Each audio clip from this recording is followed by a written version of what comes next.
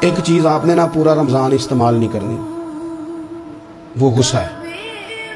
سارے روزے نا یعنی بالکل عین افطاری کے وقت بھی کوئی بندہ غلط بات برداشت کون سی بات کرنی ہوتی ہے، صحیح کہ غلط؟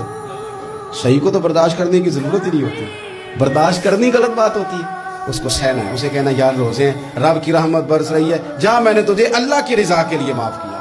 اور ذہن میں حدیث رکھنی ہے کہ حضور نے فرمایا تو رب کے بندوں کو معاف کر، اللہ تجھے معاف فرمائے گا۔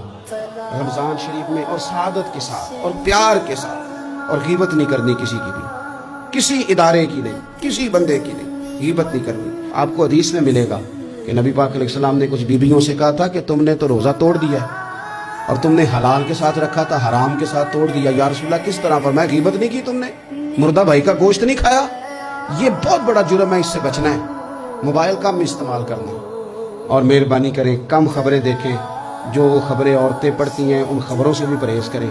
کوئی ہم نے بڑا سال 11 مہینے سیاسی تبصرے کر لیے، کیا انقلاب آیا پھر ملک؟ تو رمضان کا مہینہ سیاسی تبصرے رہنے دیں، زیادہ وقت مسجد میں گزاریں، زیادہ وقت اللہ کے گھر میں گزاریں، زیادہ ٹائم آپ تلاوت قرآن پاک میں، استغفار میں، درود شریف میں گزاریں، ایک دوسرے کے ساتھ پیار کریں، ایک دوسرے کے کام آئیں۔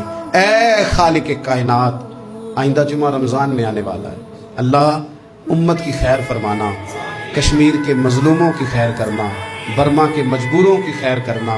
پاکستان تیرے نبی پاک علیہ السلام کے نام پر، کلمے کے نام پر بنایا گیا وطن ہے، اللہ اس میں دین کا جھنڈا نافذ فرما دے، اس وطن عزیز کو قیامت کی صبح تک قائم فرمانا، اور اللہ ہم سب کو بھائی چارے سے، پیار سے، محبت سے، ایک دوسرے کے احساس میں زندہ رکھنا۔